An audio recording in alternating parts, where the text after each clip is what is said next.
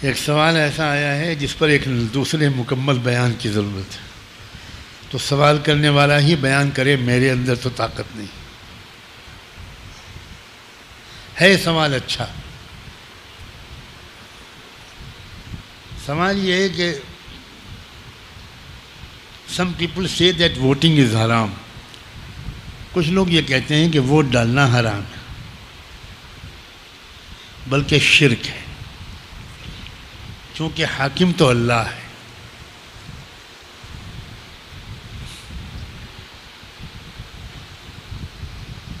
کیا جواب دیں کہ اللہ تمام مریضوں کو شفا نصیب۔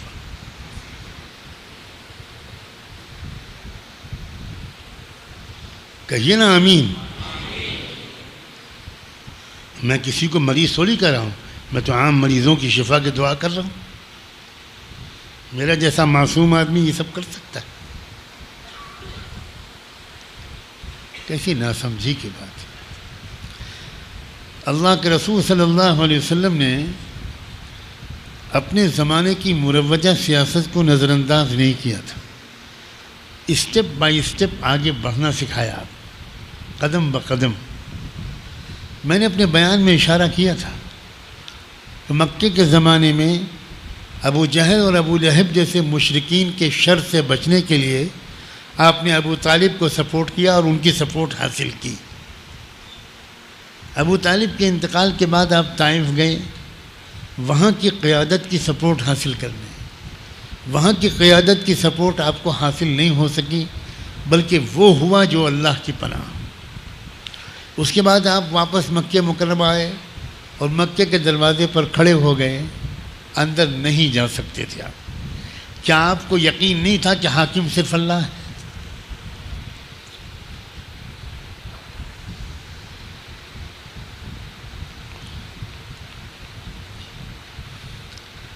اللہ کے غیبی نظام پر کامل یقین رکھتے ہوئے سامنے کے ظاہری سببی نظام سے ڈیل کرنا، یہ سکھایا ہے اللہ کے رسول۔ اس کو نظر انداز کرنا نہیں سکھایا۔ چنانچہ آپ کھڑے ہوئے تھے مکے کے دروازے پر۔ مشرکوں کے ایک اور بڑا لیڈر تھا مطعم ابن عدی۔ وہ شریف انسان تھا مشرک اس وقت تک۔ وہ ادھر سے گزرا، اس نے حضور کو کھڑا دیکھا تو کہا کہ آپ کیوں کھڑے ہو محمد یہاں؟ تو آپ نے فرمایا کہ میں کیا کروں، طائف والوں نے تو مجھے کس طرح میرا ساتھ سلوک کیا وہ آپ جانتے ہو، اور مکہ میں جا نہیں سکتا کیونکہ ابو طالب کی پولیٹیکل سپورٹ، سیاسی حمایت مجھے حاصل تھی، اس کی وجہ سے جسمانی طور پر مجھے کوئی ٹارچر نہیں کر سکتا۔ مکے والوں کا ایک سیاسی نظام تھا، اس کے تحت اب کوئی بڑا لیڈر کسی کو اگر حمایت دے دیتا کہ یہ میری پناہ میں ہے، اسے کوئی ٹچ نہیں کر سکتا۔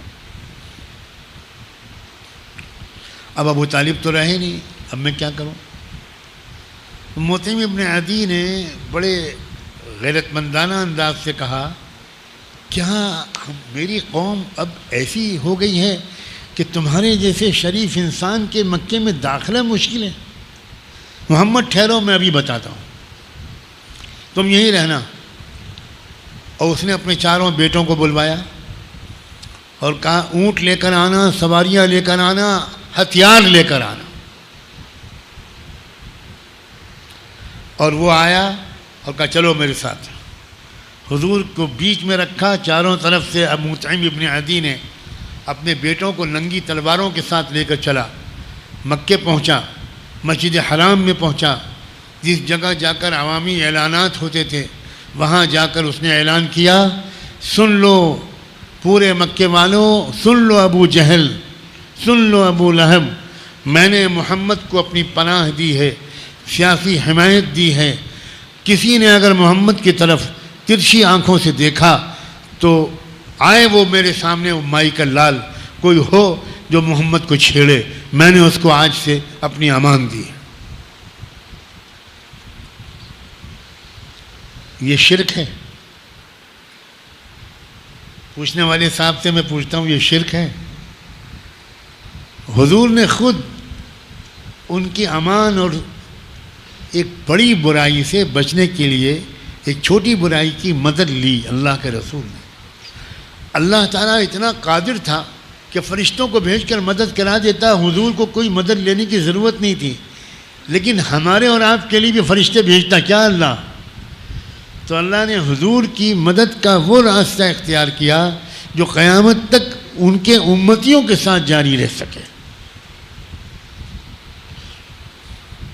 اس کے بعد آپ مدینے پہنچے۔ مدینے پہنچ کے پہلا کام آپ نے یہ کیا کہ یہودیوں کے 5 قبیلے تھے، ان کی لیڈرشپ کو بلایا، لیڈروں کو بلایا۔ عرب مشرکین کے 2 قبیلے مدینے میں تھے، اوس اور خزرج، ان کے لیڈروں کو بلایا اور بلا کر وہاں ایک میٹنگ رکھی۔ میٹنگ میں آپ نے فرمایا کہ مجھے ایسا محسوس ہوتا ہے کہ اللہ نے اب شاید میری قسمت میں مدینے میں قیام لکھ دیا ہے۔ میرا خیال یہ ہے، میری تجویز یہ ہے کہ اگر ہم لوگ آپس میں بات چیت کر کے کوئی سمجھوتا کر لیں، کسی معاہدے کو منظور کر لیں جس کے تحت ہم لوگ سب مل کر یہاں رہیں اور مدینے میں اندرونی طور پر مکمل امن قائم ہو جائے۔ کیا حضور معاذ اللہ مشرک تھے؟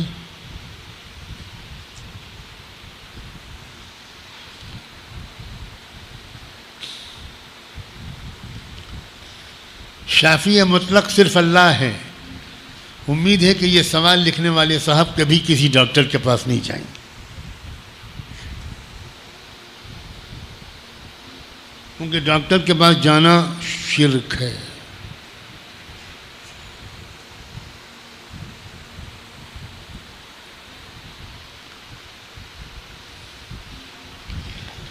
کمال یہ ہو گیا کہ اس میٹنگ میں سب سے پہلے ایک یہودی لیڈر کھڑا ہوا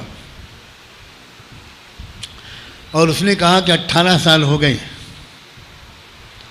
مدینہ مسلسل خانہ جنگی اور سیول وار کا شکار ہے۔ ہم بار بار آپس میں سمجھوتے کرتے ہیں، ٹوٹ جاتے ہیں، پھر لڑائی شروع ہو جاتی۔ اس نے کہا میری رائے یہ ہے محمد کہ ہم سب مل کر آپ کو اپنا حکم مان لیں، حاکم نہیں، حکم، آربائٹریٹر جسے انگریزی میں کہتے ہیں۔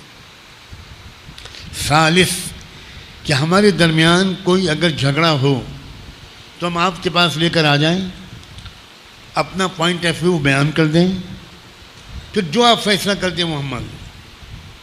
میں اپنے قبیلے کی طرف سے اعلان کرتا ہوں کہ میرا قبیلہ آپ کو حکم مانتا ہے۔ یہ یہودی نے کہا۔